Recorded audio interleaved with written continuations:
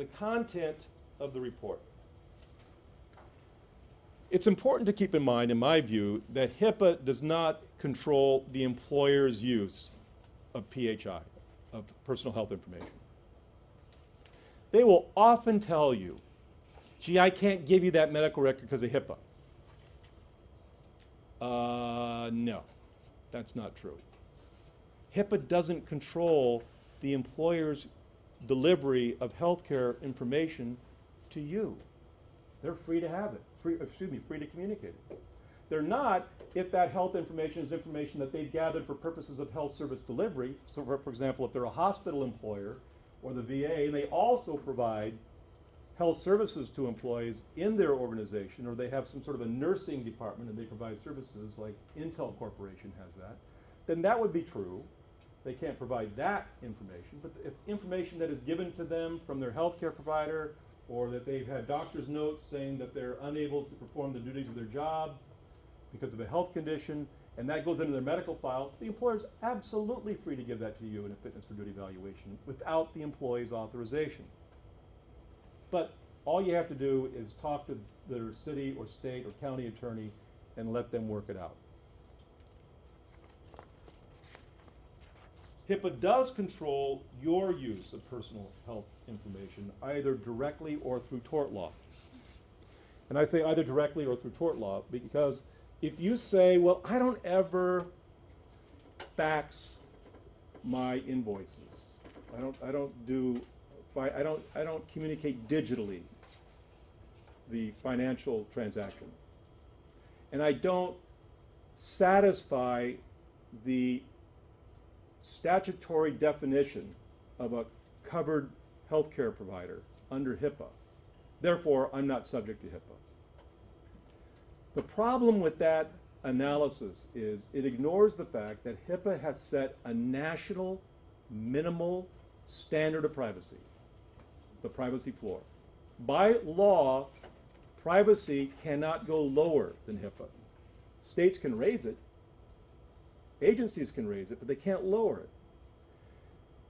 So the advice that I've been given from my attorney is imagine how unimpressive this will be to a jury who says, so Dr. Corey, you're saying the reason why you didn't provide the minimum privacy floor that's required of all American residents and citizens is because you didn't meet the technical definition of the healthcare provider. Yeah, that's right. So you didn't do it because you didn't think you had to. That's right. Okay, so we're going to move it from a $500 HIPAA violation to a civil tort action for privacy invasion, where there's no limit. I think you're just better off assuming that you're covered under HIPAA. Now, what does that mean? That means if you're covered under HIPAA, that you have to provide access to records when you're so notified. Well, it gets a little complicated because these are not just your records. There is one exception in HIPAA that I think is relevant for a fitness for duty evaluation. And that is, you will often hear people say, and I think inaccurately, that the provision that permits them to not be subject to HIPAA and not give access is because there's an exception in HIPAA that if the evaluation is conducted in the context of litigation or anticipated litigation.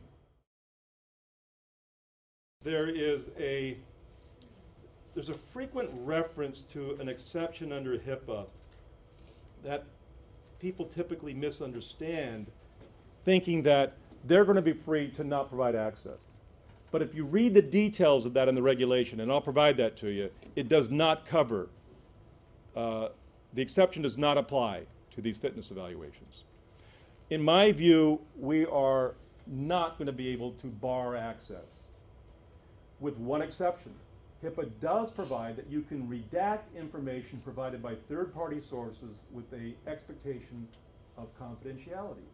So if you have a collateral source, or let's say it this way, you have information that comes from the employer that you're not entitled to give, it's from third-party sources, you can redact those portions. You don't have to give them all the information that the employer gave you. The employer may have to do that, but let them work it out. But I don't think you're going to be able to bar access to their MMPI-2 results or the clinical notes that you take from your fitness for duty evaluation. I just don't think you're going to be successful. I understand that you're going to initially want to try, and I think you're right to defer those questions to the to the employer, but I just think it's a losing battle, because I don't think that we have an exception for the fitness for duty evaluation under HIPAA. And I wish I could locate that right now, but I would waste too much time to do so, given the limited time we have. So in determining what should go into your report, keep in mind that there are collective bargaining agreements or CBAs, agency policy, or there may be law that restrict the report content in the absence of specific authorization. Pettis v. Cole is one very good example of that. And that HIPAA does provide some guidance regarding this with respect to the minimum necessary provision. A central aspect of the privacy rule in HIPAA is the principle of minimum necessary use and disclosure.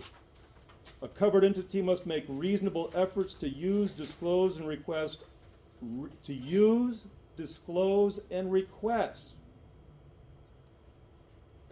only the minimum amount of protected health information needed to accomplish the intended purpose of the use, disclosure, or request. Recall yesterday we were talking about my not sending to a healthcare provider that disclosure form when I've already determined that they're unqualified for non-medical reasons.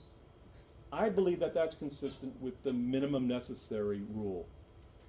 We are obligated under the law to not use, disclose, or request more than the minimum information necessary. A covered entity must develop and implement policies and procedures to reasonably limit uses and disclosures to the minimum necessary. So that's all spelled out under HIPAA.